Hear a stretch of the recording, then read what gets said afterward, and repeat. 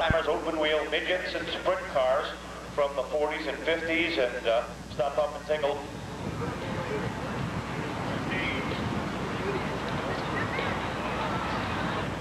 Just over on the midway next to Victory Lane, behind turns 3 and 4.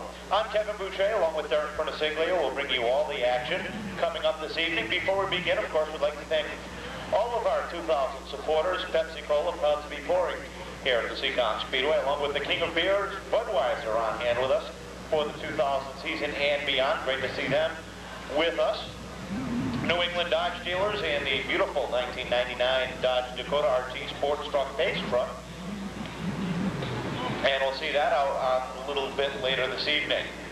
Tonight we honor Ned Ryan, who had been racing with us for several seasons.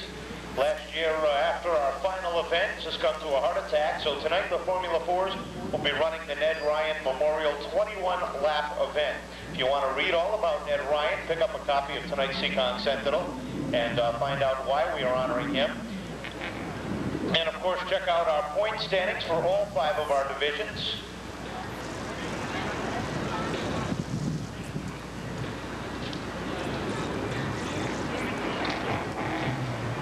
And the rosters and everything that'll be going on in the upcoming weeks. Like next week, twin 30 laps for the Pro Stocks will be on hand. Along with that, a full night of racing among our 5 divisions. First race of the evening is rolling out onto the racetrack, and that is the Baby Grands for their heat event. 4 from on hand once again. 8 laps will be the distance for these 2/3 scale Winston Cup cars.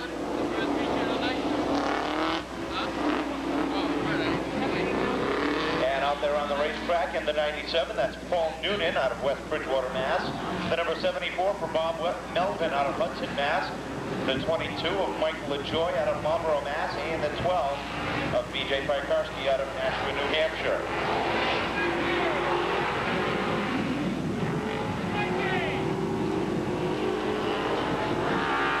Eight laps to the distance, and we're about to get underway. Eddie Moore is our chief starter. He'll step aside and let Rocky Hudson man the flags for the mini cups, for the Baby Grands, as they are out on the racetrack. 2/3 scale Winston Cup cars, full racing chassis and suspensions on these vehicles, a one-piece fiberglass body. Off for turn number 4, green flag is out. 74 Melvin sets the pace. Here comes Noonan on the outside, looking for some running room as they run double wide. Nail down into turn number 3. Off the front they come. He drifts up the racetrack. The 12 of Pikarski inside, just runs out of racing room as they roll down into turn number 1. Down the back middle as they go, looking for some racing room. Rewind in the corner as Noonan gets underneath. Gets into LaJoy in the 22. Keeps on rolling. Away for a caution flag, and there it is. So the 22 of LaJoy getting together with the 97 of Noonan off of turn number 2 brings out the first caution of the event.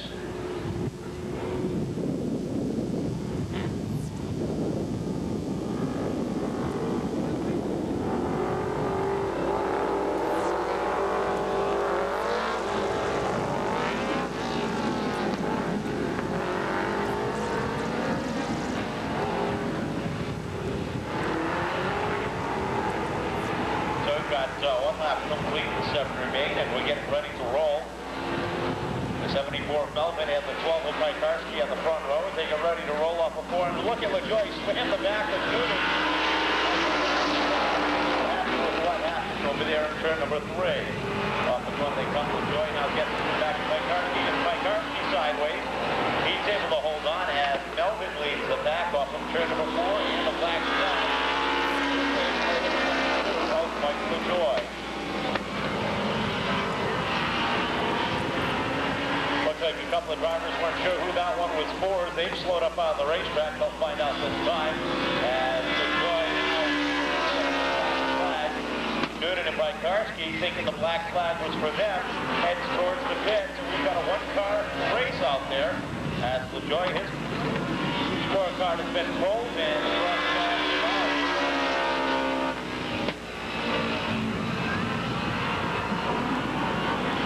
Melvin out of Hudson, Mass. Started running in New Hampshire. Leads this one. And call it a practice session now. As LaJoie had already gotten flag. So already Bob Melvin in the 74 will take the win. 2 to go signal is given.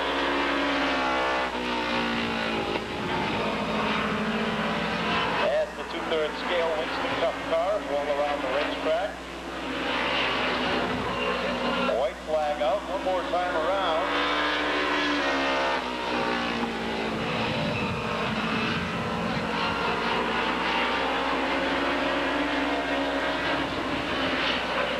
And here we go, checkered flag, and this one's all over, and Melvin takes down the win. The only, well, I guess you can call him the only finisher, because Michael LaJoie did get the black flag. B.J. Piekarski and Paul Noonan thought the black flags were for them. They pulled off the racetrack. And this one is all over. So maybe grands are done, and we're about to get ready to qualify for our first heat event for the street stocks. They get ready to fly out onto the racetrack.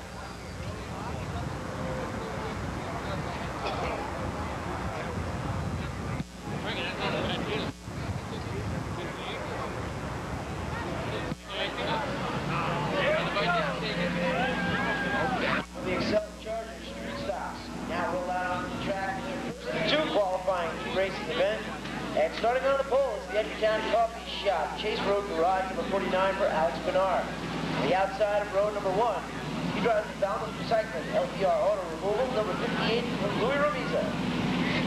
Anyone needs will start third on the inside of the Phoenix Fire Alarm, number 65. He's out of Warwick, Rhode Island. And on the outside of him, Al Clemens the fourth out of Oakbrook, Massachusetts, the Western Auto entry. Fifth spot on the inside, the driver of the orange, number 14, the Apollo Radiator sponsor entry for Chris Rio. And on the outside of Rio, two-time future event winner this year, he's looking for Rookie of the Year, the K&D Design. There is Auto Repair, number 9, for Ryan Vaness. Last week's feature event winner will roll off 7th on the inside, the K&D Design Terry's Auto, number 30 for Ryan Vaness. And on the outside of him, Jody Cirillo, Paul Bailey's 4. Navy Boomers, the Rural Graphics, number 37. Steve Malcolm will roll up to the 9th spot. He's out of West Warwick, Rhode Island, the Malcolm.com entry. And on the outside of him, Rich Cavallero, the number 6. The 11th spot finds Bob Bittencourt, W.E. Shepherd Company, E.L. Holland Real Estate entry. And on the outside of him, the 3 of Jamie Raposo. Steve Potter will roll off next. He's in the number 81, sponsored automobile, the Donaldson Hockey entry. On the outside of him, Nancy Sherman, the number 67, and rounding out the field, it will be the 98 of Michael Goodstein. Michael Goodstein, coming back to action here at the Seekonk Speedway. Field is set, ready to go. Eddie Moore is up in the flag stand. Alex Bernard hits the gas off the 4th corner, and we're on the way racing. Bernard beating down into turn number 1. The field rolling through turns 1 and 2 now. Louis Ramiza and Eddie Moniz on the 2nd spot.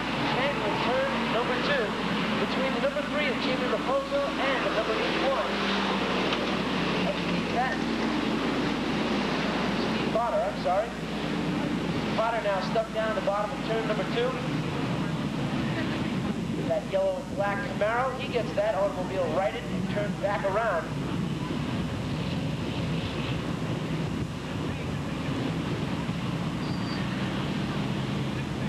No laps in the record books, ladies and gentlemen. We're going to go back to a complete restart that finds the Chase Road Garage, Edgertown Coffee Shop, number 49 of Alex Bernard, to the point. With the 58 of Louis Ramiza second. They're on back home across the valley for positions. Probably going to move Ramiza up to the outside pole.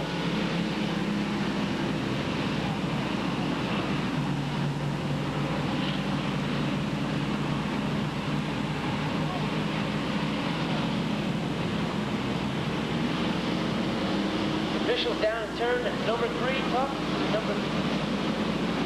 the driver, Jamie Raposo.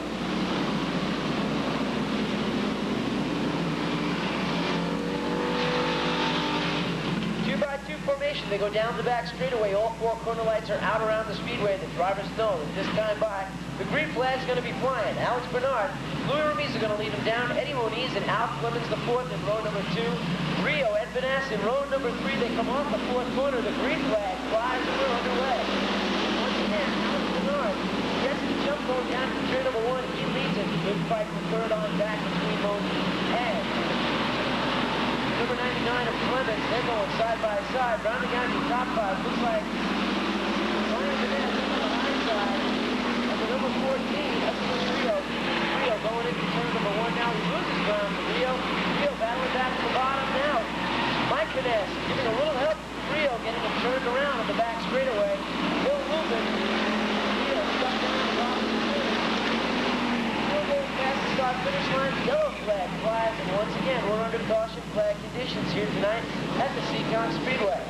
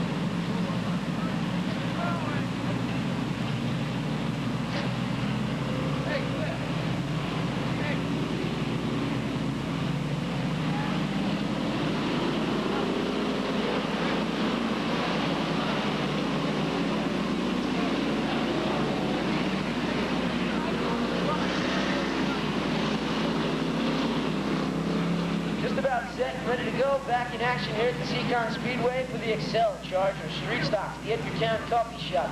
Number 49 of Alex Bernard on the pole. He'll restart the first spot with Louis Ramiz alongside for the ride. The black number 58. They pick up the throttle coming off the fourth corner. Eddie Moore. Side by side. Ramiz going down into turn number 1. Bernard now has a little bit of an advantage. Off the second corner, another car turned around to number 81. Of Steve Potter. Potter in the Darlington Hobbies, number 81, the yellow flag flies. And we're going to slow the field down once again.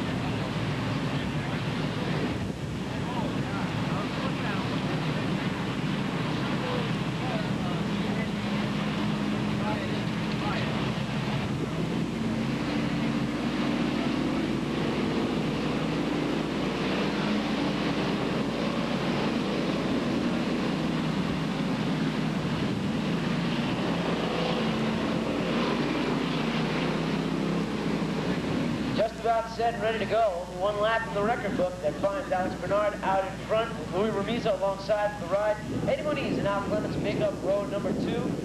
Ryan Benass is the number 9 and Jody Cirillo make up row number 3. Row number 4 is the number 6 of Rich Cavallero. And the 06, the www.malcolmmotorsports.com, 06 for Steve Malcolm. Bob Betancourt at number 72.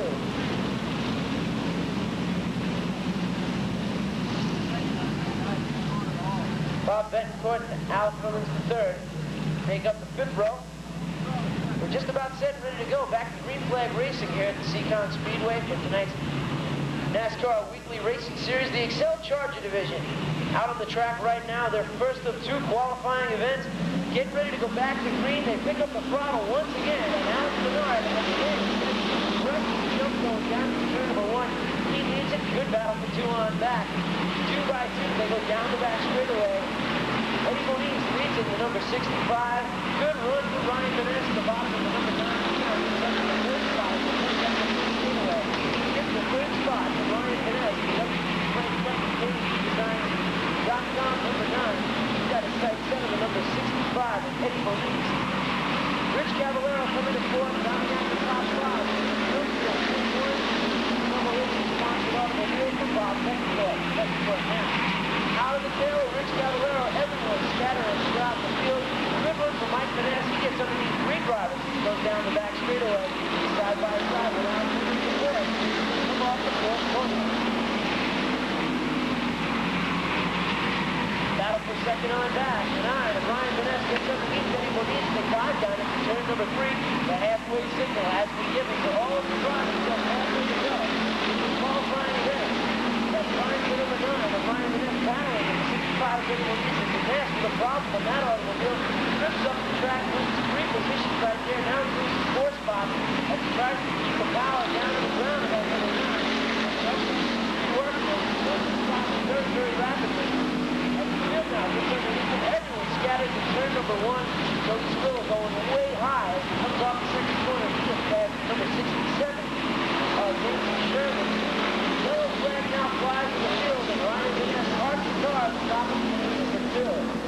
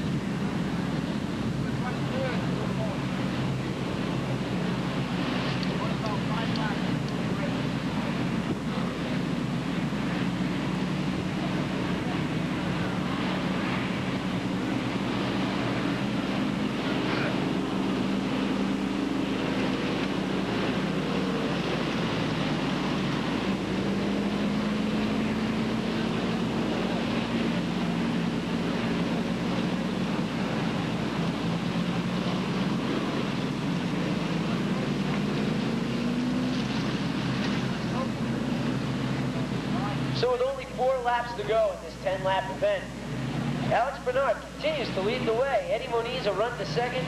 A tough break for Ryan Vaness. He was really flying up through the field.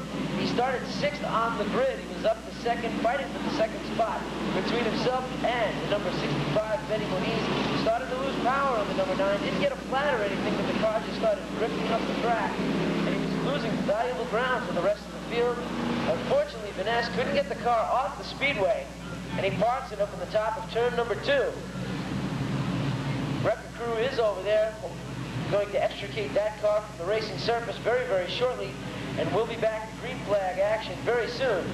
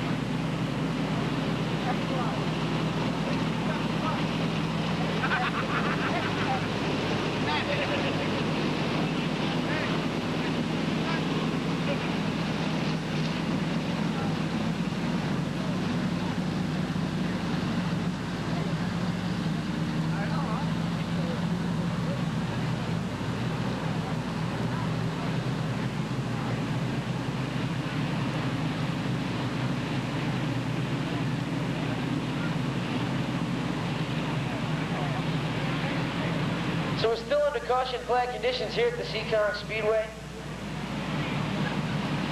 Out on the track right now is the Excel Charger Street Stock Division. Mike Vaness came home with last week's feature event win. He was chased to the line by Louis Dias and Bob Betancourt. Jody Cerullo and Pistol Pete Simpson, they rounded out your top 5 in last week's feature event. But rookie Mike Vaness brought home the checkered flag for the first time in the Excel Charger Street Stock Division.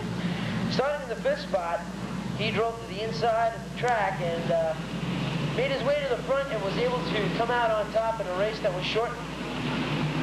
But right now, we're getting ready to go back to green flag action. Alex Bernard and the Entry Town Coffee Shop number 49 continues to lead the way. Only 4 laps to go in this event. And Bernard, once again, a good jump from the start for him. Eddie Moniz and Bob Betancourt battle side by side. Betancourt, a former champion in the division. Rich Cavallero coming up from the fray. He's into the 4th spot already. And we got one car sitting in the track.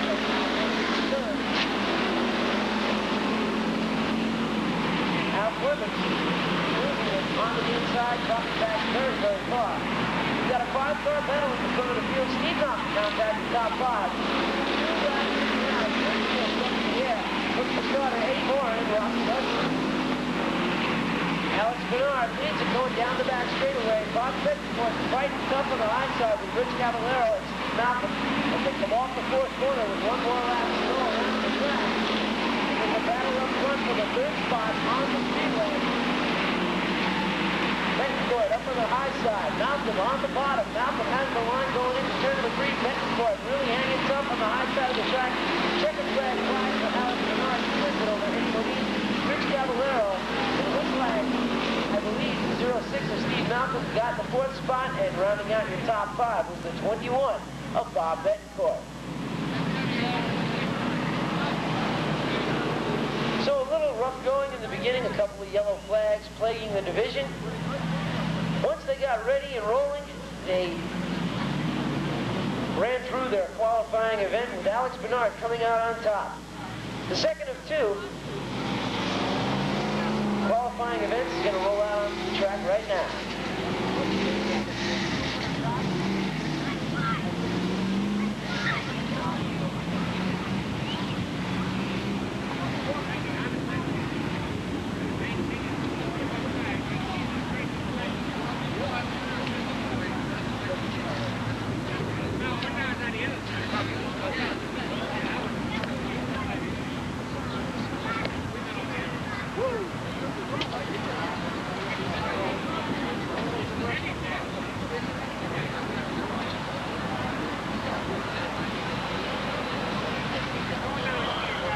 Goodrow's number 32 sportsman car. We're going to give him a couple of laps. Had some problems in the practice session, so we're going to give him a couple of laps. But with Al Clemens a 3rd, putting some liquid down on the racetrack, turn number 3 and 4, that's going to slow us up just a little bit as they put some speedy dry down on the racetrack. 1 qualifying heat done, 1 to go for the street stocks. Formula 4s will be up next. This past Wednesday night, we were on hand, and we had the Spectator Drag Invitational.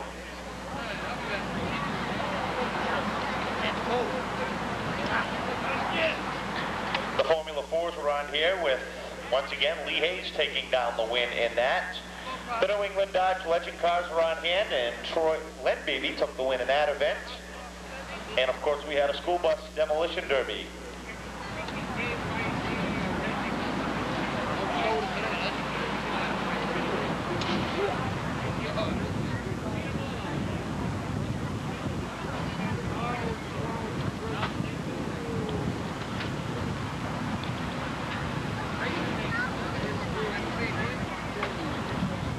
So Clemens getting pushed and Ryan getting pulled into the pit area. So Double D Towing doing a little double duty there. Want to send out a big thanks for them for being on hand with us again this Saturday night. Double D Towing and Silver Brothers Towing on hand with us to help us out, clean up the messes we get ourselves into, along with the Seekonk safety crews. They throw some speedy dry down on the racetrack. The Seekonk Fire Department, Response Ambulance Service, all working hard each and every Saturday night, helping us out put on a program.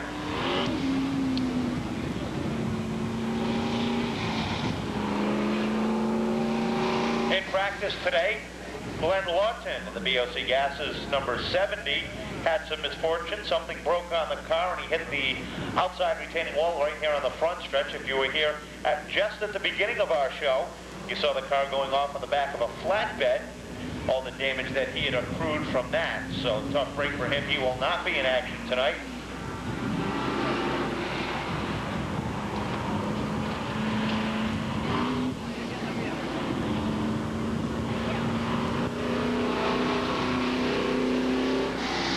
So we'll give Bill one more time around. He'll get 2 laps to make sure that machine is running well.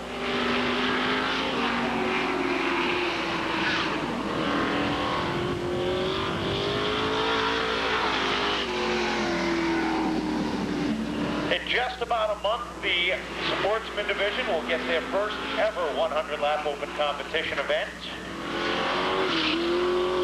Saturday night, August the 23rd, for the Sportsman Division, hoping cars from New Hampshire, Connecticut all come down for this event, as the rules will be opened up to allow them. The street stocks will have a 50-lap open competition race at that night as well, along with the Formula 4s and Seekonk sports trucks on hand that Saturday night, September the 23rd. The week before, on the 16th of September, a 100-lap open competition race for the Pro Stocks on that night. The Formula 4s and trucks will be on hand for that evening as well. Round number 2 for the street stocks roll out onto the racetrack. 14 cars will take the green for this 10-lap heat event. Doug Rio starts on the pole out of Fall River, Mass. in the number 2. Outside of Rio, out of Somerville, Mass., the Tech Transportation number 23 for Brian Thompson. 2 rows back on the inside, the Simpson race cars, number 19 out of Warwick, Rhode Island. That's Pete Simpson. Outside of Simpson in the number 7, the Quality Plastering Machine, it's Louis Dias. New Bedford, Mass's Russ Horsfall starts 5th on the field with the Motortech number 4. Outside of him, out of Pawtucket, Rhode Island, the Bow Video number 12 for Mark Langlois. Warwick, Rhode Island brings us Jeremy Lilly in car number 8. He'll start 7th on the field. Outside of him, the LNG Armature number 36. Out of Cranston, Rhode Island, it's Peter McIsaac. Tom Furtado rolls off 9th out of North Dyke, Mass. The Winds Extend, car number 5. Outside of him, out of Middletown, Rhode Island, the 116 for Jim Sylvia. Current points leader Bobby Rose starts 11th on the grid out of Berkeley, Mass. The Sight Screen, Alice's Breakfast Bar number 24. Outside of him in the 09, that's Gregory Jacobs. Starting lucky 13th on the field, car number 10. Behind the wheel of that machine is Tim Morey. Outside of Morey in the number 71 machine, that's Bill Leahy. And starting scratch, Rob Mohan in the number 26. 2 late entries to the action tonight. And we should be rolling next time by.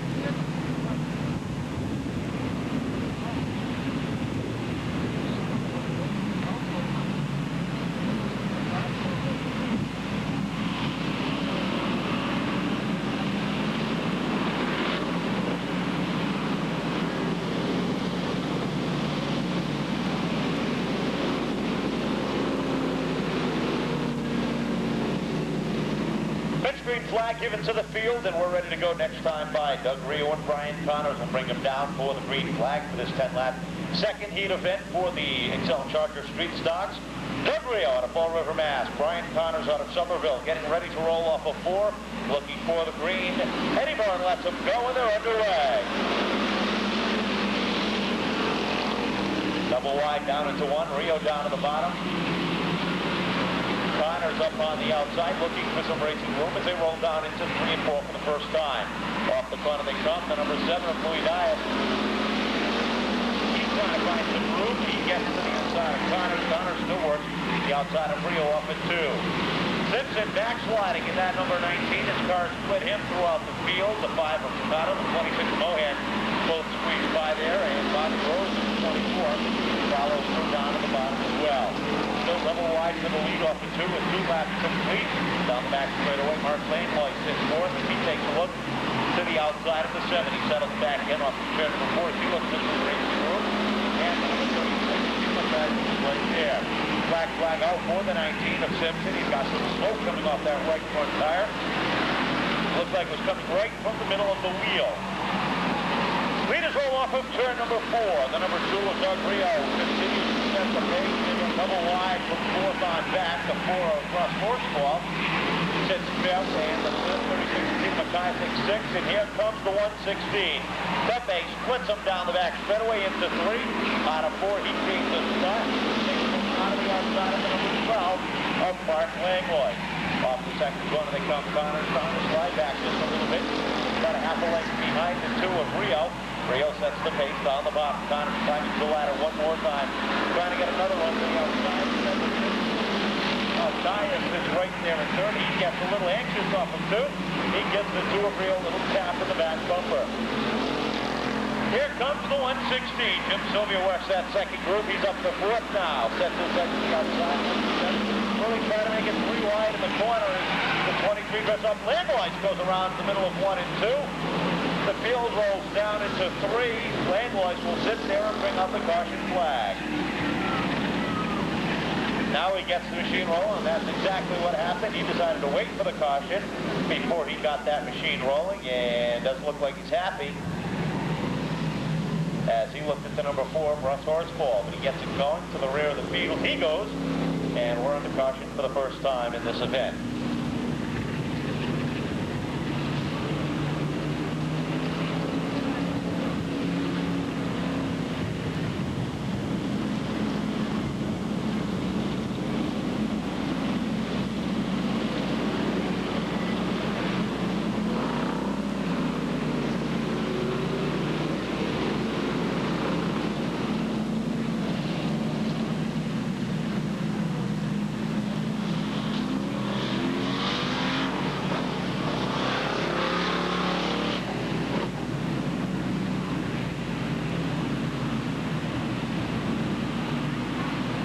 Laps complete, 3 laps remain, and the field gets the crossover signal off of turn number 4. They get the glitch green flag when they come across the stripe. Eddie Moran letting them know that next time by we're going green. Doug Rio, Brian Connors still sit in that front row. Louis Tyus and the 116 of Jim Sylvia, row number 2, the 4 of Russ Horsfall, the 24 of Bobby Rose rounds out the top 6, and look at the 116 of Sylvia and the 24 of Rose playing a little game as they get ready. They close up the field looking for the green this time. Rio and Connors to bring them down. 7 complete, 3 to go. Off the corner they come. Green flag is out. We're back underway. Sylvia makes it 3 wide heading into the first corner as he tries to look for some racing room. Off the second corner, settles it back in. Will he try it again down the backstretch? Connors edges out into the lead. Into 3 and 4 they come. Twin sticks in the air. 2 to go this time by. Connors now sets the pace. The 116 of Sylvia up to second. Bobby Rose on the outside, trying to find his way up inside the top 4. He does that. Looks for the top 3. White flag is out. Final time around. Brian Connors on the outside sets the pace. Sylvia takes a look to the outside here. Rose up to third. Simpson. Tyus on the outside rather of the 2 of Rio down the back middle, looking for some room. Before they come, checkered flag is out. And Brian Connors will hold on for the win. Sylvia second, Rose third. The 7 of Tyus, 4th with the 5 of Brusciano rounding out the top 5. Doug Rio, the 8 of Jeremy Lilly, the 4 of Russ Horsfall, the 26 of Robert Mohan, and the 36 of Peter McKay rounds out the top 10 in the second heat for the Seekonk Street Stocks. Formula 4 is rolling out onto the racetrack for their first of 2 heat events now.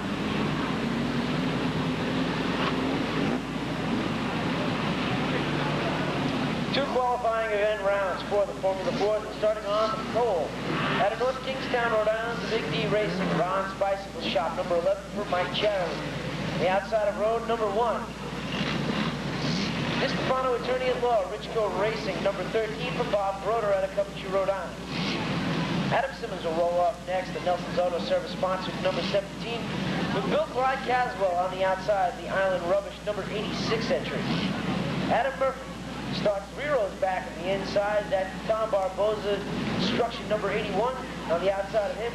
Dane Saratelli at North Providence, Rhode Island, number 29. Last week's feature winner, Paul Peon, will start on the inside, 4 rows back. He drives the number 0, and on the outside of him is Josh Hawkins, the rookie, to lead the point game in Seekonk Speedway at South Attleboro, Massachusetts. Big Steam, Mike Broder will roll off next to the inside, the 9th spot, Sprague's Auto Repair entry. And on the outside of him, Scott Bukes in the number 89. He'll start on the outside of the Tracy Volkswagen automobile. Bill Scholler will roll off the 11th spot. He's out of Warwick, Rhode Island, the number 84. And rounding out the field, the 70 of New Bedford, Massachusetts, Steve Cromwell. 12 cars to start this heat race event. Last week's feature event winner, Paul Peon. He'll start 4 rows back on the inside. He netted down his first win of the season last week. Earlier in the week, Formula 4 was raced here at the Seekonk Speedway on the Spectator Drag Invitational night. Liquid Lee Hayes came home to win. But Mike Chatterley, who hung tough the entire race long, tried to hold off the challenges of Liquid Lee Hayes. He came up just a few positions short. But now he'll start on the pole for his qualifying event. Bob Broder alongside for the ride. The green flag 5, return number 3 and 4, and we're underway. Down at turn number 1, the cars are 2x2. Broder gets the advantage up on the high side. 1 car turned around. That's the number 29 of Dane Saratelli. He moves the black automobile. And we come back to the stripe with the yellow flag line.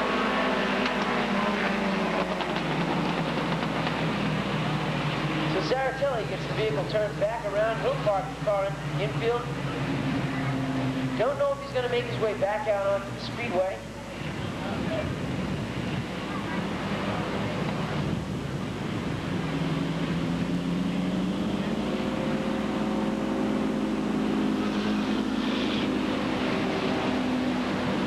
Mike Chatterley in the Quaker Lane 2 is going to lead him back to the line for a complete restart of the event. The Ron's Bicycle Shop sponsored number 11 will start on the pole, with the Northeast Motorsports Racing Collectibles number 13 for Bob Broder to start on the outside. Adam Simmons and Adam Murphy. 2 Adams make up row number 2, and Paul Peon and Bill Caswell making up row number 3.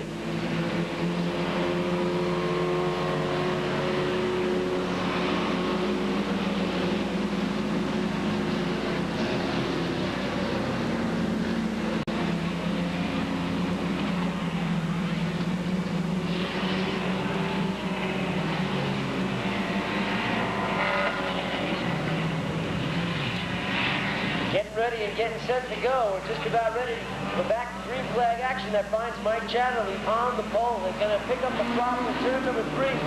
Broder gets a jump on the outside. Number 13 leads it off turn number 2. Adam Murphy moving the 2nd spot. Then it's Chatterley, Adam Simmons, and Bill Caswell around back to the top 5. Caswell goes way up the track, and Paul Peon is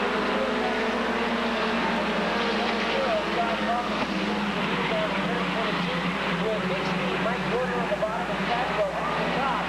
Broder now, the man on the move. He gets underneath Peon and turns number 3 and 4. Robert Broder along the 4th corner.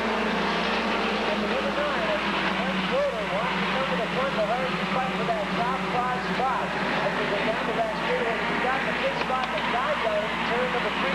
Action now goes moves to the front of the field. Bob Broder leads the way. But he's feeling the pressure to the number 8 corner of Adam Murphy. Gives that Volkswagen. They go down the back street. And the halfway signal comes out from new starter, Rocky Hudson. Murphy now looks over the quarter. Down into turn number 1. Broder up on the top side. Murphy now moves to the bottom of the Tom Barboza Construction number 81. Gets the spot going down into 3. On the bottom, Adam Murphy now takes it. Mike Chatterley still hanging up in the 1st spot. Turn number 1,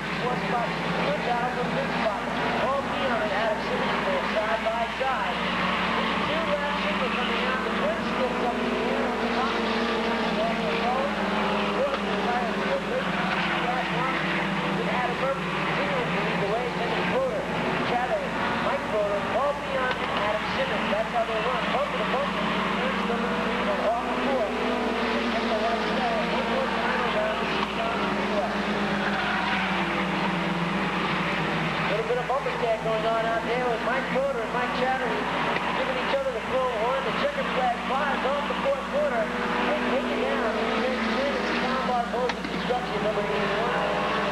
Adam Mercury finished the 13th of Bob Broder. Mike Chatterley in the 11th and 9th. Big Steam, Mike Broder comes home in 4th and rounding out your top 5. Last week's feature event winner, Paul Peon. So that is the first of 2 qualifying events. The second Formula 4 comes out right now, and Kevin's got the call. 12 cars will take the green flag. And starting on the pole out of Chepachet, Rhode Island, the ACOT Motorsports, number 20. Quid's going to be Derek Robertson to bring him down. Outside of Robertson, out of Pawtucket, Rhode Island, the Bonnydale Farms, number 03, and Scott Fitzgerald. 2 rows back on the inside, Buzzard Bay, Massachusetts, brings us the engines by Benz, number 7. John Avila behind the wheel of that machine. Outside of Avila, out of Wolf, Rhode Island, the number 27 for Pete Donato. 3 rows back on the inside, East Providence, Rhode Island's Joey Silver, the Fraser Towing, number 36. Outside of Silver, out of Somerset, Mass, in the 02, it's Kyle Casper. Brian Vincent starts 7th on the field. He's out of West Warwick, Rhode Island, in the number 8. Outside of him, out of Cranston, Rhode Island, the Perry Motorsports, number 35, it's Dan Perry. Starting 9th on the field, out of Portsmouth, Rhode Island, the Windcoop Motorsports, number 94 for James Brisinger. Outside of Brisinger, out of Fall River, Mass, the number 10 for Lee Hayes. Stacy Dias will roll off 11th out of Seekonk, Mass. Starting scratch in 01, it's Todd Gossett.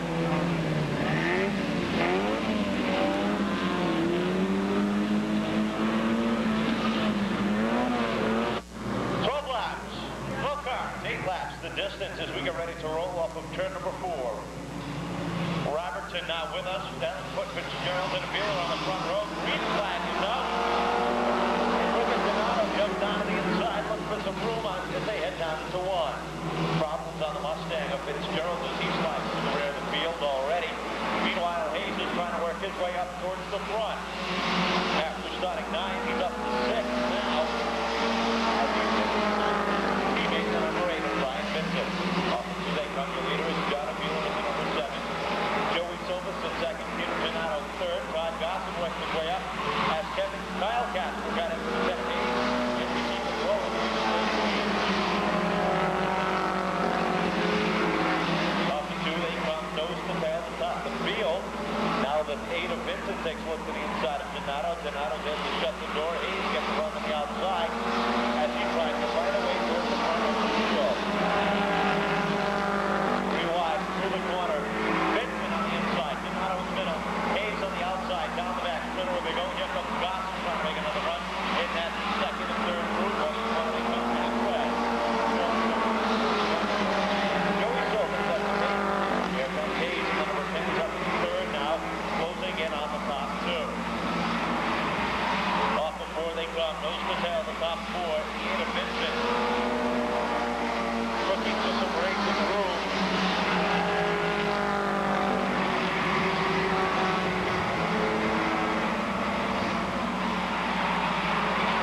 This time by Avila still sets the pace. He's left the pressure now. And Hayes takes a look to the outside, trying to make it 2 in a row. As they roll up to 2, Hayes gets the advantage, keeps the momentum rolling. And it's all Lee Hayes as they roll off a 4. White flag in the air one more time around. Avila still in second. Silva, the 8 of Vincent, has a 0-1 about to the top 5. Down the back middle of the corner. Vincent trying to pick up at the corner 2.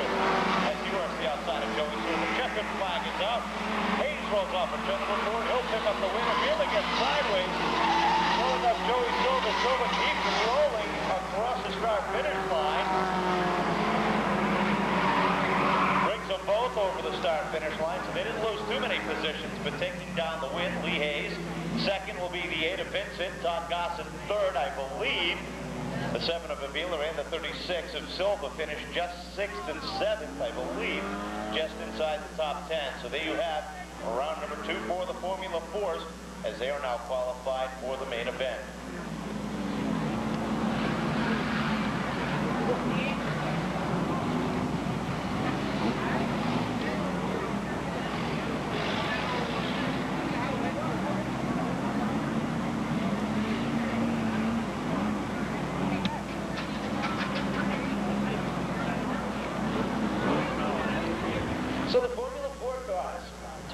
pits until their feature event later in the evening.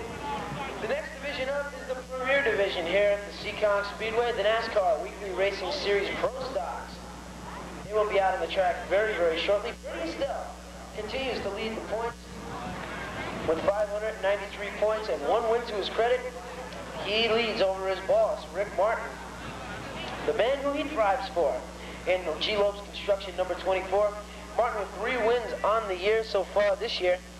And Rick Martin did an impressive job Thursday night at the Thompson Speedway.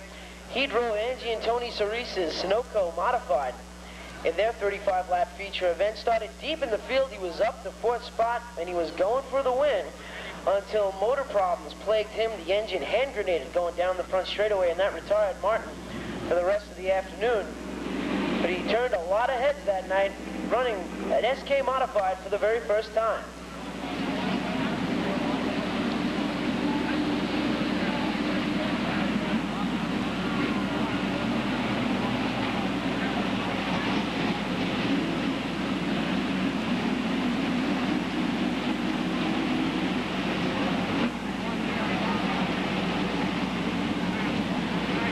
NASCAR Weekly Racing Series Pro Stocks are lining up on the front straightaway and starting on the pole. Seekonk, Massachusetts, Mike Cavallero. He'll drive the number 87. He'll start on the pole, and on the outside of him, the Litchfield's Art Sign number 31 for Jeff Goodrow out of Pembroke, Massachusetts. Tom Scully will roll off next in the inside in the 3rd spot. The Subway of Seekonk, Universal Ambulance number 2, and on the outside of him, Derry, New Hampshire's Palm Landscaping, Deandra Foods, number 77 for Alan McClure. The 5th position on the inside finds the number 27. The Hayden Speed and Custom sponsored number 27 for Danny Gamache. On the outside of Danny Gamache, it's Bob Tripp from the Everett's Auto Parts, Hydrostop Roofing, number 81. The BOC Gases, number 41 of Len Ellis will start 7th, and on the outside of him in the 8th spot, the Dell's Lemonade sponsor, number 99 for Neon, Wayne Dion. 9th position on the inside finds J&R Precast International Precast Supply, number 1 for Dick Houlihan, and on the outside of him, the point leader, G. Lopes Construction, Northeastern Recycling, number 14 for Freddie Estelle Jr. out of Westport, Massachusetts. Rounding out the field, the Blue Pontiac Grand Prix for the number 34 of East Taunton, Massachusetts, Dave Poirier. 11 cars to take the green. The next time by, we're going to see the green flag from your starter, Eddie Morris. Mike Cavallero will start on the point. Jeff Goodrow alongside for the ride.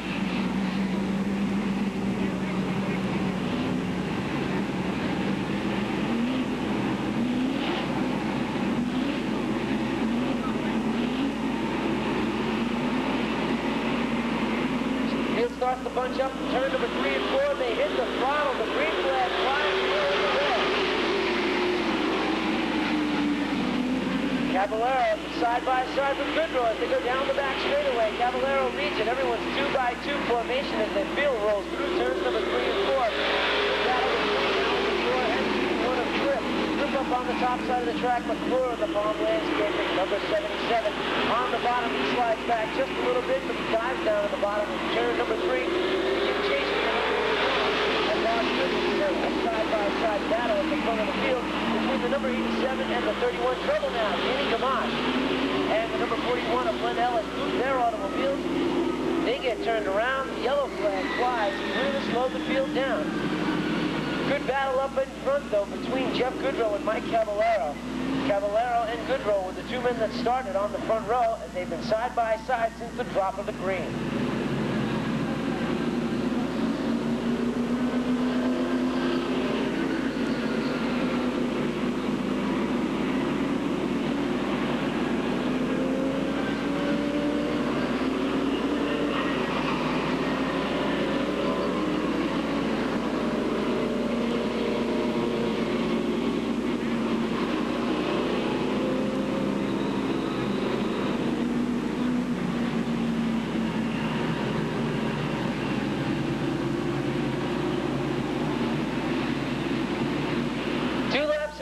Books in this heat race event for the NASCAR Weekly Racing Series Pro Stocks.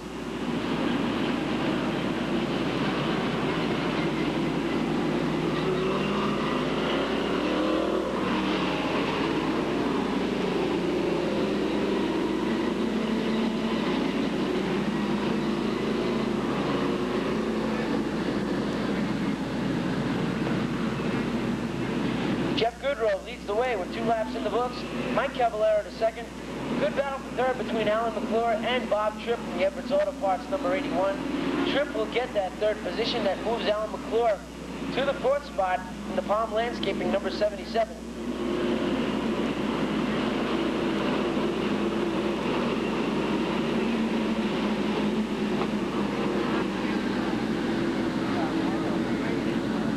Goodrow, your new leader. Caballero to 2nd spot. The 2nd row is Tripp and McClure. The 3rd row, Scully and Dion. The 4th row, Estelle and Houlihan. 5th row, Lenny Ellis and Danny Gamache. Dave Poirier still rounds out the field, getting ready to go back to green. The green flag flies from your starter, Eddie Moore. And we're back underway. Jeff Goodrow on the bottom in turn number 1. He's underneath Mike Caballero. Caballero still hanging up on the high side. And 2 by 2, 2 rows on back. Off the 4th corner, your leader and he crosses the line to number 31 of Jeff Goodrow. Goodrow with the lead. Bob Tripp now coming back from the bottom. He was your 3rd place competitor. Now he's Mike Caballero, turns number 3 and 4. Tripp is a man on the mission. He's been coming up through the field. He's been picking off cars, and right now he's looking to pick off the number 31. Goodrow now feeling the pressure of the number 81 of Bob Tripp. Tripp now breathing down his exhaust pipe as they dive down into turn number 3. Good move for Tom Scully to come to 4th and ready to go. Comes to the 4th spot. He's battling with Mike Caballero. Caballero still stuck up on the high side and sneaking his nose in there to round out the top 5 is the Palm Landscaping number 77 of Alan McClure. Caballero loses about 4 to 5 spots and gets back to the field. The top 5 and 6 are bumper to bumper as they come off the 4th corner. Lenny Ellis comes to 5 to the pressure.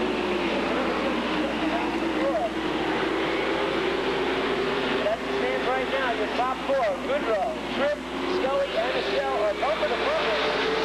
Across the line, again. 7th on back, Danny Gamache and fighting for spots as they're side by side in turn number 3 and 4.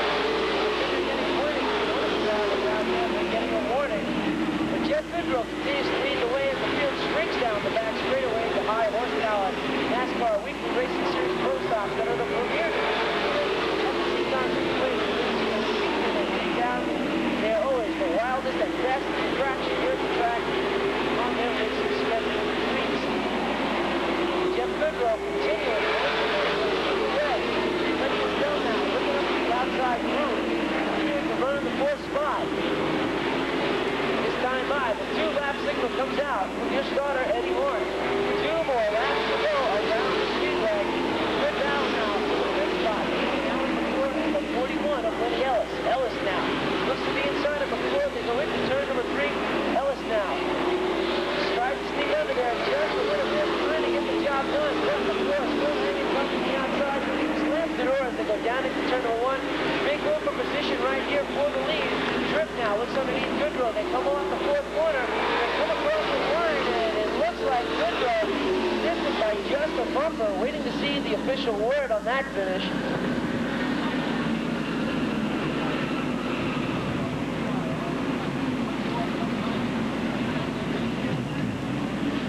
So taking him down the win, leading the event through the majority of the race, almost getting dipped at the line, the number 31 of Jeff Goodrow. He wins it over the 81 of Bob Tripp. Then it's Tom Scully, the 14 of Freddie Estelle, and the 77 of Alan McClure.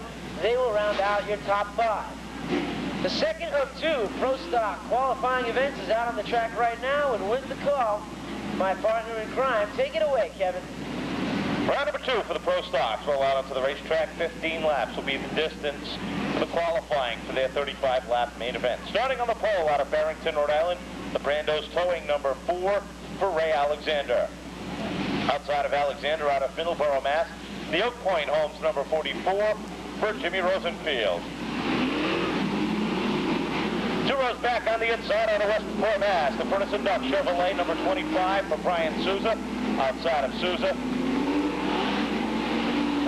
Cranston, Rhode Island, and the Hope Street Auto Center. Number 12, it's Bobby Pellin Jr. Starting fifth on the grid out of Swansea, Mass. The Interstate Diesel, number 11, for Vinny Anarumo. Outside of Anarumo, the DeRocha Nurseries, number 02, out of Seekonk, Mass. It's Matt Dewey. Chad Chase rolls off seventh on the field out of Somerset, Mass. The J.N. Phillips Glass, number 46, outside of him out of Westport, Mass. The Rainbow Rentals, number 95, for Billy Manchester. The Power Mist Racing Fuels, car number 24, rolls off next out of Westport, Mass. It's Rick Martin outside of Martin out of South Attleboro. The Caritas Racing Engines, number 38, it's Keith Morrow. And starting scratch in the Roadstone Corporation, car number 20, it's Skip Shoemaker. We're ready to roll. 15 laps. Green flag is out. Alexander gets the jump on the start. Double line for 2 on, back into 1. Souza down to the bottom looking for some running room as the 4 of Alexander way slow off the corner.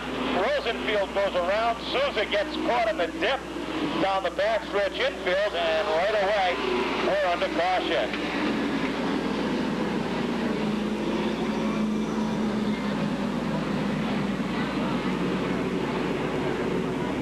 Problems on the 38 machine of Keith Morrow as he heads pit side. Brian Souza still sitting stranded down to the infield. Now he gets that machine rolling.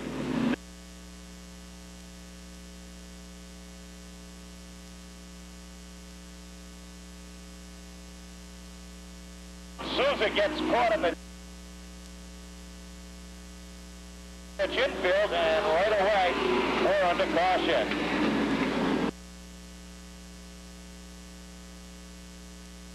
Going to end his night right there as Souza heads pit side.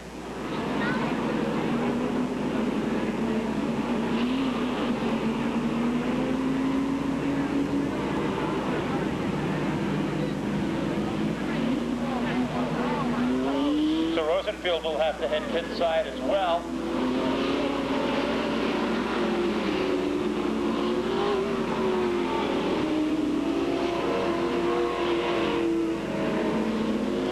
That brings 2 cars out of the roundup, and that'll put the 12 of Bobby Pellin on the outside of the front row. Vinny Anarumo, Matt Dewey, row number 2. Chad Chase, the 95 of Billy Manchester, row number 3. And rounding out the field, Rick Martin and Skip Shoemaker.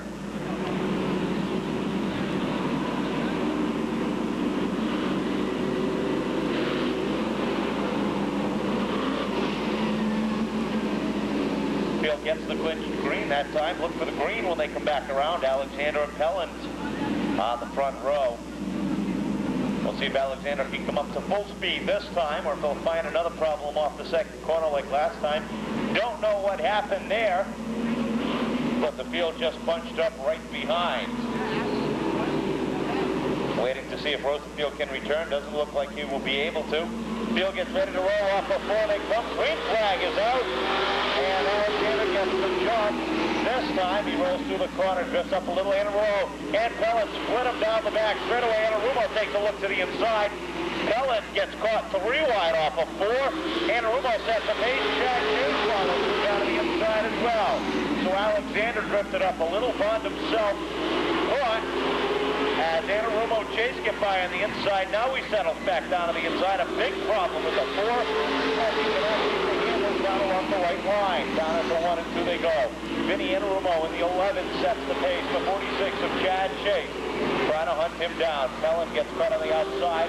Rick Martin right there, along with Matt Dewey and the 95 of Billy Manchester. Off the corner they come. The battle is to third. Pellin on the outside looking for some room, trying to get some momentum going to work his way and try to catch the top 2 pulling away. Down off the corner they come. Still Pellin working that outside group. Rick Martin sits third in that group as he looks for some running room. 0-2 of Matt Dewey and the 95 of Billy Manchester all looking for some running room. Up front, Vinny Anarumo holds about a half a length lead over Chad Chase. Chase has not been able to make any moves on Anarumo. Pellin slides back just a little bit, and that allows Martin to get a run down the inside. Contact there as they run, still double wide. Cross flags this time. 7 down, 8 to go. Alexander drifts way up the racetrack as the rest of the field rolls by down to the inside. Martin up to third, Manchester fourth, and Alexander up into the outside retaining wall. Looks like he may have had a tire go down in that number 4. as he drifted up, and a light contact, but contact nevertheless. And second caution of the event is out for this time for Ray Alexander in the number 4.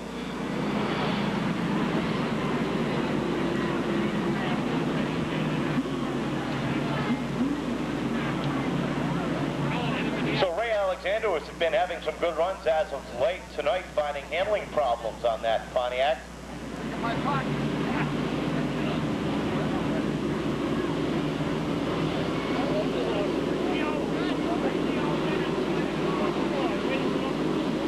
Seven laps are complete, 8 laps remain. Safety crew checking on Alexander's machine. Silver Brothers Towing on the way to get that taken care of.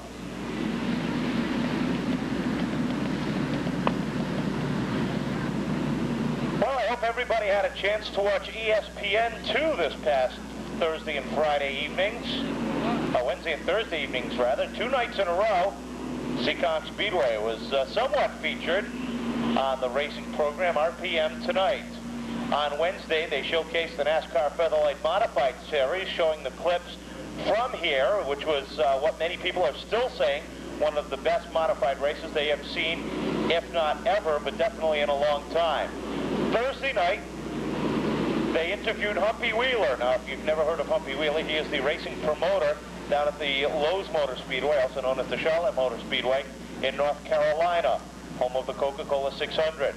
When asked how he got started and get some of his ideas, he thought back to his youth when he used to come to Newport every summer and spent his Friday nights back then here at the Seekonk Speedway, watching our founder, D'Anthony Vendetti, with some of his promotions, like the ostrich race, the boat race, the rollover derbies, the football they used to have in the infields with the cars, and some of his ideas that had transformed into entertainment and brought them down to his own ideas when he went big-time racing down south. So, nice to see a nice homegrown track like the Seekonk Speedway featured on a national show like RPM Tonight. And if you did see it and you liked it, email them. Let them know that you enjoyed the segments and you enjoyed the photos of the Seekonk Speedway. We had them down here for the modified show, and they did enjoy the racetrack and the layout, but it was great to see them feature us once again for separate reasons. And it's great to know that people like Humpy Wheeler remember tracks like Seekonk Speedway, where he used to watch racing growing up.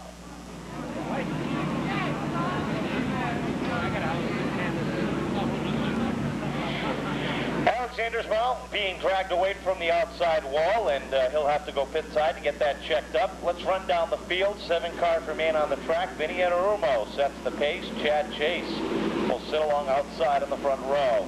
Rick Martin up to 3rd. The 95 of Billy Manchester 4th, and the 12 of Bottomby Cullen will round out the top 5. 6th will be the 02 of Matt Dewey, and the 20 of Skip Shoemaker will round out the field in 7th. Now, we talked a few minutes ago about Rick Martin and how he is starting to venture out into different avenues. This past week, he ran a open-wheel modified at the Thompson Speedway. 1 week ago tomorrow, last Sunday, he and the G-Lopes crew headed up north to the White Mountain Motorsports Park for the first time ever for the International Pro Stock Challenge, and took home the honors, beat everybody at his first visit there. So talk about versatility and talking about a car that they had, what he says, sitting out in the weeds.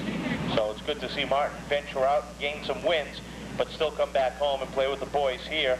And what some say, some of the best pro stock competition you will find in the Northeast. I know on one of the websites that I visit frequently during the week, they started a debate on who the best pro stock driver in the Northeast is. And I know Rick Martin, Freddie Estelle got a couple of mentions on that site, as long as some other drivers from up north. But the rumor had it that these guys here at Seekonk could run with anybody and be competitive, if not beat him, as Rick Martin showed last Sunday. All right, we're ready to go. Vinny Anarumo will bring him down for the green. Chad Chase on the outside. Rick Martin, Billy Manchester, row number 2. The 12 of Bobby Pellin, the 02 of Matt Dewey, and the 20 of Skip Shoemaker. 7 down, 8 to go, looking for the green. Anarumo and Chase leading him off at turn number 4. looking for the green. There it is, back underway. Inarulo gets the jump down the bottom. Here comes Martin to file through down to the inside. Chase tries to shut the door. Martin already there up to the door. Into 3 they go. Looking for some racing, a little bit of contact between Martin and Chase. Chase gets sideways. Tries to keep that car rolling forward. Martin even with them into 1. Off to 2 they come. Manchester looking for some racing room in the 95. Behind them, Bobby Pellin and Matt Dewey battle for position. Off before they come. Inarulo way out there by 5 right now. Looking to gain some momentum into the main event. Martin up to second. Manchester trying to roll through on the bottom. Off before they come. Lead lap number 11. Lap number 10 rather, as they roll down the back straightaway. Single file now as Chase dials in that 4th running position. Manchester way sideways. Off of turn number 2 the last time, and that car got a little loose. Able to keep it underneath them and not lose any ground to Martin as he mirrors him, heading down into 3. Off before they come. 3 to go this time by. Battle right now is for second. Billy Manchester working the back bumper. Martin gives a little tug off of 2. Trying to find some racing room. 2 to go this time by. Twin sticks in the air. Inarulo leading the pack now by 3 lengths over Martin. Down into 1 and 2. Manchester settles in behind. The 46 of Chase starting to slide back just a little bit as Bobby Pellin takes a look to the outside. One more time around. 1, 2, and 3. Nose to tail. 4th now. Pellin edges up on the outside. Here comes the 0-2 of Matt Dewey to try to work his way in the top 5. Off before your leader comes Vinny Inarulo. Sets the pace. He'll pick up the win. Second will be Martin with Manchester 3rd. Bobby Pellin 4th. 5th will be the 0-2 of Matt Dewey with Chad Chase 6th. And the 20 of Skip Shoemaker 7th, rounding out the field. So there you have qualifying for the NASCAR Weekly Racing Series Pro Stocks. Up next, the Exide Battery Sportsman Division ready to roll for their 2 heat events to qualify for their 25-lap main event.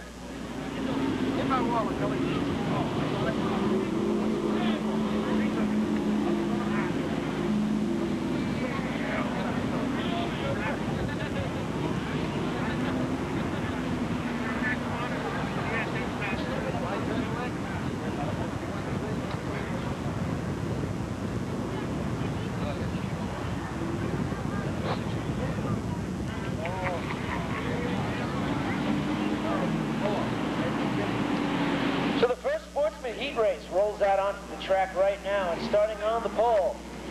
He drives the Jets Removal and Recycling, number 4. It will be Pembroke, Massachusetts, Steve Randall on the outside of road number 1. He's fighting for Rookie of the Year, the Block Island Sports Shop, number 13 for Robbie Murphy out of Block Island.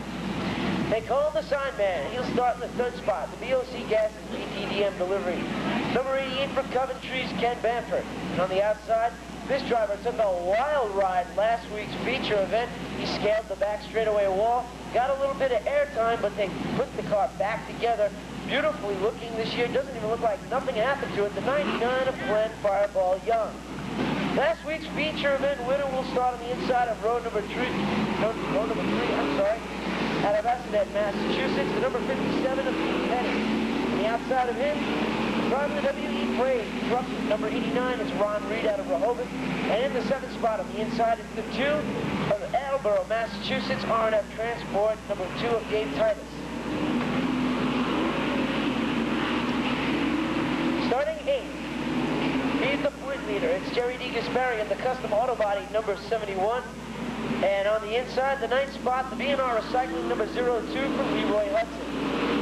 And on the outside,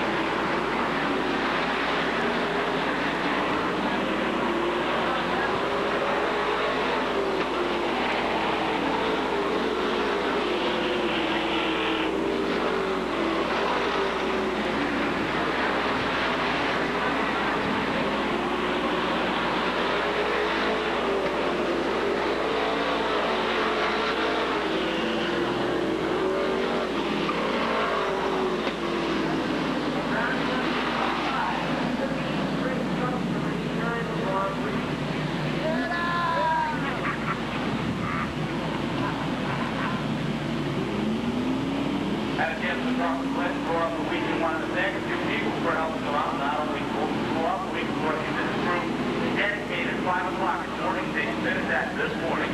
Actually, they came to this morning at 5 o'clock. I want to thank this crew for going all out, helping them out, get that team back, ready, want to thank the team, Gary Diggins, and Jeff and Billy Goodrow for helping them out last Saturday night after the accident to get that machine ready to roll on. The trailer didn't roll on, so it didn't go very great. But a lot of work, and you want to give a big thanks out to them, especially the crew, for helping them out getting it ready for tonight. Round number 2 for the Sportsman Division out of the racetrack, starting on the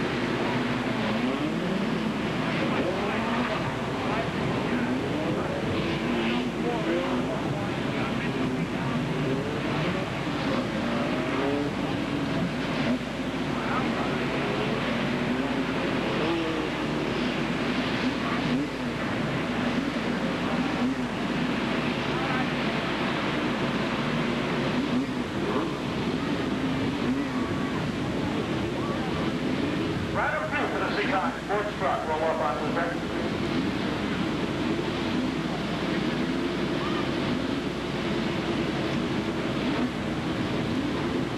Starting on the pole out of Tiverton, Rhode Island, the Sanford and Sons Auto Parts, number 94, it's Dawn Carrero.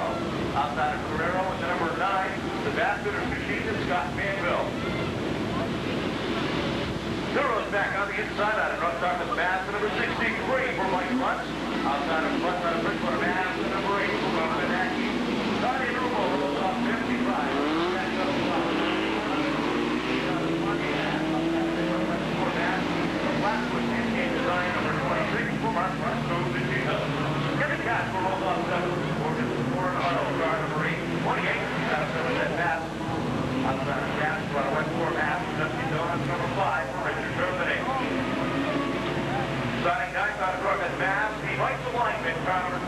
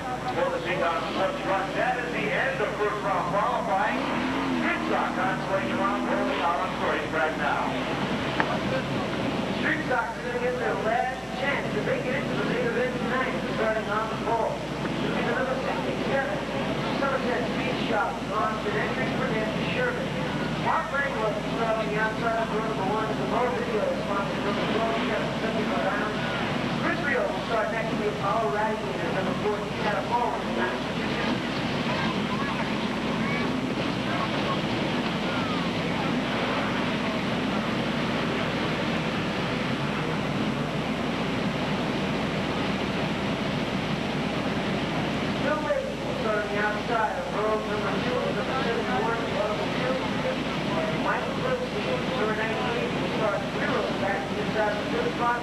Tim Morey on the outside of number 10, Chevrolet Garment, Massachusetts. 81, Steve Lotto will start to the inside of the 7th spot. Number 81, number 4, Buck Rosewell, Henry Redford, Massachusetts, Morey, that's number 10. Alex Lemons the fourth, Louisville, 90, inside the inside of Oakville, Massachusetts, the West Mother, number 99. It's Bristol, outside the 10th spot, fourth round. Coming to drive along, number 10, inside the 11th spot, number 9, line 10, on the outside of 10. Number 4, number 3, round out the field, number 09, Greg Jacobs.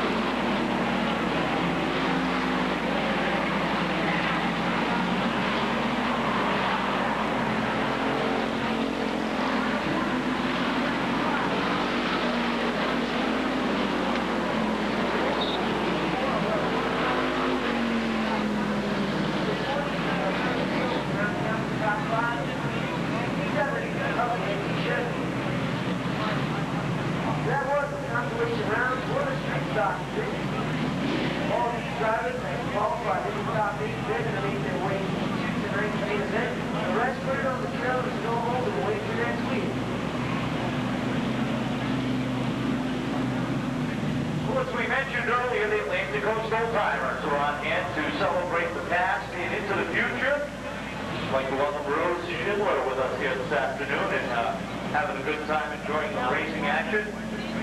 The Atlantic Coast Old-Timers, the open cockpit, open-wheeled machines of the past. The Sprints, the midgets, and if you have a copy of this week's Seekonk Sentinel, take a look at the back page. Our official historian, R.A. Silver, has documented some of the cars that are featured in the Atlantic Coast Old-Timers, maybe not the exact ones, but those type of cars. They'll be rolling out onto the racetrack next. They were lined up out in the parking lot early this afternoon. Hope you got a chance to walk over and take a look at them. And as they roll out...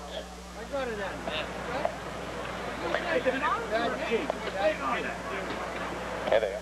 Here they come, the Atlantic Coast Old-Timers, the open cockpit, open wheel cars, and we'll turn the microphone over to the man who knows more about this stuff than just about anybody else I know, Mr. R.A. Silver, the official historian here at the Seekonk Speedway.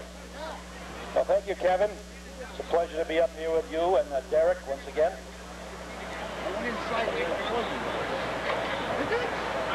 The first car coming out on the Speedway now is the number 32 of John Palmer. John's from East Longmeadow, Mass. That's a Curtis Craft chassis powered by a Pinto engine. John's also the booking agent for ACOT, and this year he's done a tremendous job. They've got more shows lined up than ever, both running shows and still shows at fairs, etc. Behind John is that beautiful, it's actually a sprint car, number 98. That was built by Luigi Lazowski from Indianapolis area. It's owned now and driven by Gene Erickson of Muncie, New York. Anybody that's familiar with the midgets, the Offenhauser engine in the midget is 110 cubic inches. This sprint car off the powered machine is 255 cubic inches, more than twice the size. So you can imagine on a half-mile track, these babies could really fly.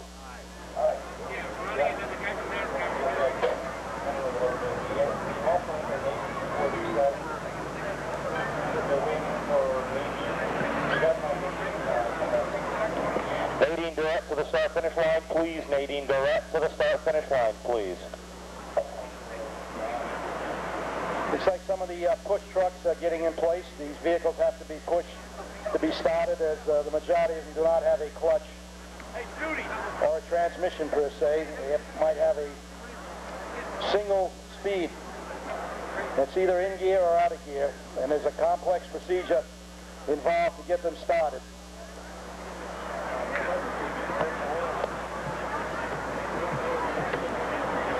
Well, it really is a pleasure to see some of the midgets of ACOT here, also some sprint cars. Some of the bigger cars out there, of course, I know years ago they called big cars. My experience in racing, of course, was with midgets driving for the Northeastern Midget Association, driving for my father, Pete ProNyne. However, these automobiles are just a little bit before my time. Of course, when I ran, we had wings and roll cages on them, and this is when they said drivers were drivers. Of course, there were no roll cages, no roll bars. And even when they did run a roll bar on the cars, some of the drivers were even taller than the roll bar, which didn't really help the drivers way too much. But I always wanted to go to a vintage event and get to talk to one of the owners and maybe get to hop in one of these things and see the big differences of it, the feel for the midget of the past and the midget of the present. Well, you should have been in New Hampshire a week ago this past Wednesday and Thursday. You probably could have landed a ride on the mile, where you would have gotten into the triple-digit speed range, had you desired, in some of these quite vintage cars. That's a pretty little machine getting ready to push off in turn 4 now. As soon as we get to make sure which one it is, we do believe it's the number 11. Nope, sorry. Yes, it is 11, but it wasn't the 11 I was thinking of.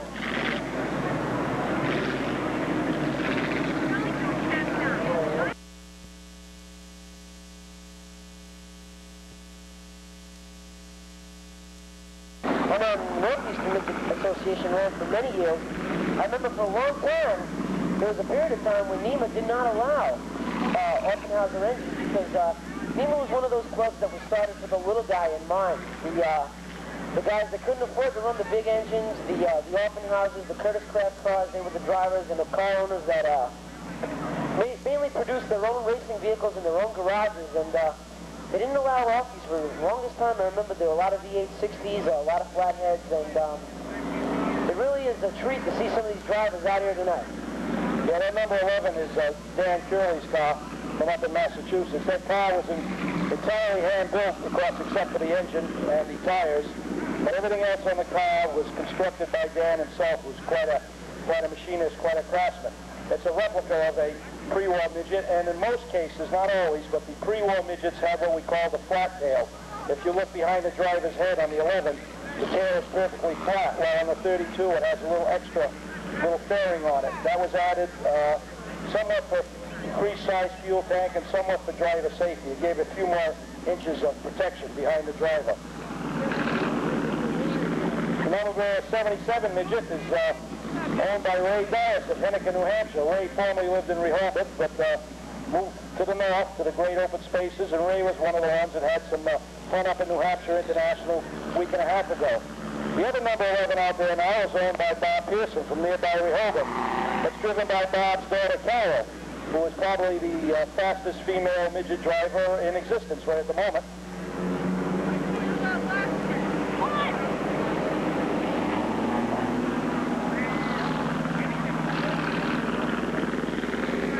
Personally, it's the first time I've seen that pretty number 42 run. It's a Hillegas midget, which was named after the builder Hiram Hillegas from Pennsylvania. And he was very successful in the 40s and most of the 50s. That's powered by the V860, and it's owned by Mark Curvels from Bellingham, Mass. Now, it's funny that you mentioned the Hillegas chassis, because I can remember back to when I was about 5, 6 years old. The first midget that my father brought home to the garage was a Hillegas chassis car. Matter of fact, you may remember it. It was the old checkerboard 75, the Fred Ohio Opry. Oh yeah, I was in New Hampshire last week. I saw him gassing up on the way home when we chatted, and he said he was going to be here today, but something must have come up. That car's very memorable. It was a really good runner, and the paint scheme stuck in everybody's mind. As Derek said, it was checkerboard. It was checkerboard for many, many years. I know it was owned by Fred Ohio. He had many drivers drive for him. The car holds a special place in my heart. I mean, I can still remember the automobile and look back to it. And under all the paint, I know it's painted orange now. It's kind of an orange and cream color. No, he's returned it to the checkerboard. He's returned it to the checkerboard. Yeah, Joe Fiore did it for us. The last time that I remember seeing that car was in Flemington, New Jersey for an event, for an old-timers event, and it was painted a white and orange number 9. But I mean, for all those years, I can still look through all the orange paint or the checkerboard paint and see my father's old black number 50 underneath all of it. It's all memories, Derek. The black number 3 going into 3 now is owned and driven by Bruce Carman of Shaftesbury, Vermont. That's a Curtis Craft chassis, powered right now by a Mustang 2 engine. The orphan houses are very rare and expensive. To break something, it's very astronomical to get it repaired. So many of these guys go to a Chevy 2 engine, something late model, Pinto, even though those engines are not exactly new, but compared to the Orphan they are. And the availability of parts and working on them is much simpler, and they're not actually racing, it's just an exhibition. And they sound pretty much like the Orphans did. Well, originally Seekonk Speedway was a track that was built for midget racing. Of course, they widened the track over the years. However, the midgets have always been a host to Seekonk Speedway. They've always been a very big part of all the racing activities here. Of course, the midgets have run this year with the Boston Louis Seymour Memorial. They also ran the Brian Caruso Win Kelly Memorial earlier in the year. Russ Dorr and Randy Cabral took down wins this year in both midget events. They're scheduled to come back here at the end of the year for the D.Anthony Vendetti Memorial. That's one of the final races for the Northeastern Midget Association. However, some of the cars that are around the track right now, probably some cars that have competed in NEMA, of course, have had just green Phillips cars in pictures competing ARDC and AAA events. Especially at number 83, the nice cream-colored car outside the second row. That was the Darrow Villa Opry. It was driven primarily, or most known for, by Ray Brown from upstate New York. And that car is now owned by Doug Post of Connecticut. And it's a really faithful restoration to its original appearance. That car ran here many times back in the 50s and 60s.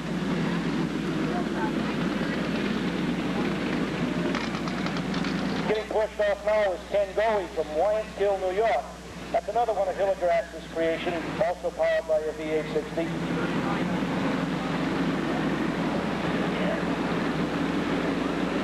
Now, it's nice to see the push trucks behind these vehicles, ladies and gentlemen. I know you've seen the midgets that race here on a regular basis, the Lima midgets on their schedule.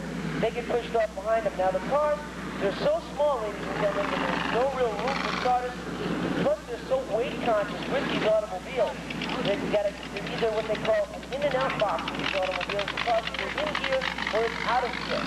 In gear meaning the car in, every time the rear wheels turn, the engine turns. Out of gear just means you shift the car into neutral. You shift an up and down lever, and the drive shaft spins right between your legs. Not a pleasant thought sometimes, Derek, when you think of what could happen. No, it's not a pleasant thought. There have been times when drivers have gotten broken ankles or broken feet from U-joints breaking or something breaking in the car. I can remember one time here at the Seekonk Speedway, as a matter of fact, coming off of turn number 2 and having the drive shaft break right between my legs, and it left me with a couple of bruises for a few weeks. And you'll see now the custom cars are going to act as pace cars. Mrs. Vendetti and Rose Schindler are in the first one, which is somewhere around a 49 to 51 vintage Mercury. And it's powered by another Mercury convertible, somewhere in the 46 to 48 era. I've forgotten all I knew about that trip.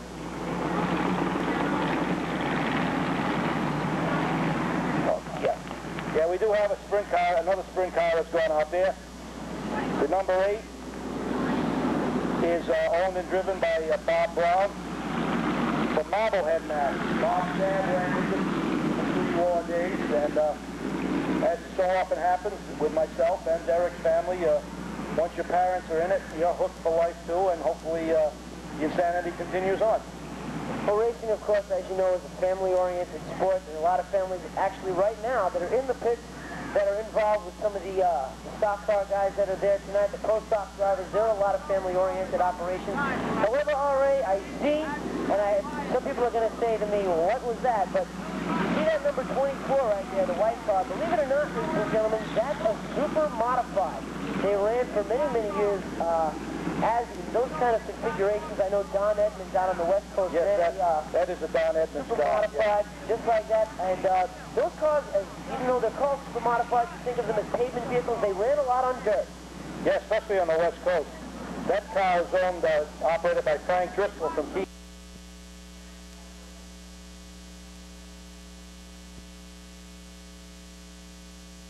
The last car in line is a pre-war sprint car, the number 15. That was originally owned by a gentleman named Doc Rand. Today, one of Doc's relatives, Les King, along with his son Randy, New York. Sorry if I botched that name. They own that machine, and Les was a long-time open-wheel photographer in the 50s and 60s. And anybody that was around then would surely have seen a lot of Western photography in all the trade papers and magazines in existence at the time. Once again, we have Gene White on the flag stand for these vintage racing. Gene's a long-time racer. Many, many years, a track champion at Stafford Springs. Had his share of bad crashes at Stafford, one at Lonsdale, Rhode Island, where he broke several ribs, and they didn't help the situation, loading him into the ambulance, as we recall. It's like the race vehicles have left the track, and we will have our 15-lap exhibition. Now, it's interesting, already you talk about these real races. They didn't race without roll cages or wings on top like we do now, but also they didn't race without seatbelts either. No, a great deal of the gentlemen preferred to bail out if the opportunity would need be. Probably with these open roof cars, there might have been some truth to that, but it was a gamble. And some drivers also sort of appear to being thrown from the car, getting away from the car would be the better choice. However, there were some drivers who are not really with us today that proved that theory was not necessarily correct. That's right. Some purists don't like the wings and roll cages, but they have saved many, many lives. Well, a lot of drivers will tell you, when the roll cages started to come into effect and the wings started to come out, a a lot of guys said it's not a good idea. They're going to get played. They're going to start making moves they wouldn't have made. But however, there are a lot of drivers walking around today if we weren't for those road games. It looks like our lady driver has made a move for the lead.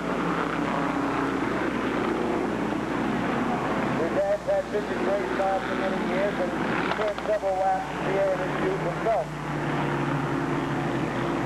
Number 3 was the outside. Yeah, Bill Schindler, as Derek just mentioned off Mike, Bill Schindler drove a similar car to that. Mike Caruso had team cars from Long Island, the number 2 and the number 3. Well, if also remembering serves me correctly, Bill Schindler was also a driver who drove with one leg. Yes, he lost his leg in your neighborhood at the Mineola, New York, Long Island Fairgrounds in 1936. And came back the following year to resume his winning ways. And of course, Bill Schindler went on to fame, of course, with racing with Nima and ARDC. Racing with some of the guys that liked with Buck Schaefer and some of those men that were men, as they called years ago. They're out there on the track right now, living the glory days, I guess you could call, of midget and sprint car racing. And you must remember, once again, ladies and gentlemen, this is just an exhibition. When these cars were in their heyday and in racing trips, they were nearly as fast as the present-day midgets. And as Derek said, they did not have the safety factor. The other number 3, running behind the black number 3, is owned by Don Macrino from New London, Connecticut. That's powered by a Falcon 6-cylinder engine, which, as Derek mentioned earlier, was quite a bit in use back in the 60s. The one man that I can remember that used the Falcon throughout the Nima Club, especially throughout the Northeastern Midget Association, was little white number 22 of Mighty Joe 60. For years and years, they called that engine the Little Falcon that could. And even before he got the Falcon running good, he had a Ford tractor engine. So Joe was quite the innovator, working out of a chicken coop in his backyard in West Wellington. The field still continues to race around the Speedway. These are the vintage cars and stars of the Atlantic Coast old-timers, ladies and gentlemen. It's a real treat to see some of these open-wheel vehicles out here. The race cars of yore. Some of these vehicles have raced about 40...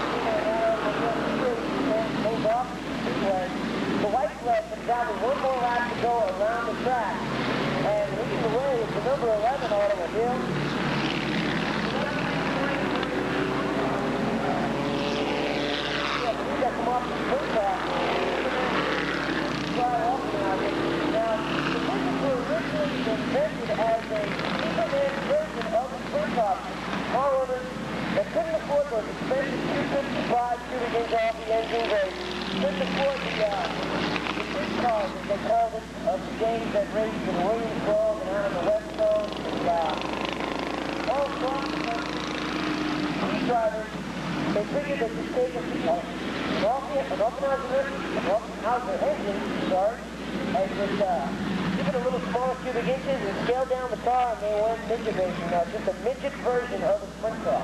Yeah, that's how they got the name midgets.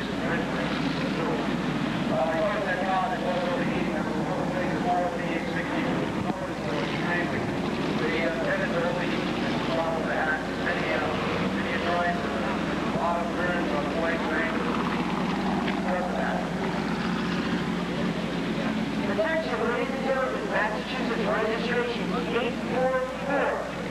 I'm sorry, 8844. J.I. 8844. J.I. Massachusetts registration. Your lights are on.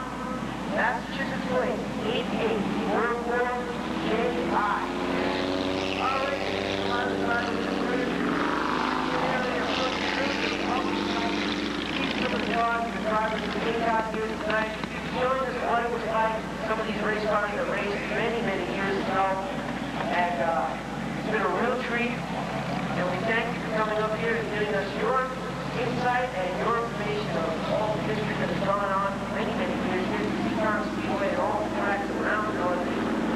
I want to thank you folks for Seekonk for bringing out these beautiful pair of race cars. It's been a real treat for you, and it's been a treat for me tonight. Well, thank you, Derek. And many people don't realize that the media post-war and right after these midgets were so popular. They raced 8 times a week. They would race every night, and either on a Saturday or Sunday, they would race twice a day.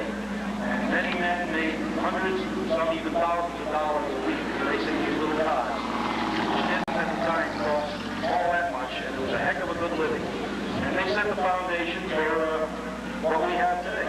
And it's been a pleasure, Derek, and we'll talk to you again. Thank you very much, R.A. Sylvia. We want to thank you for coming out. We also want to thank the people from the Atlantic Coast old-timers for coming out and showing the race cars of yore, ladies and gentlemen. We hope you enjoyed tonight's program from ACOT and some of the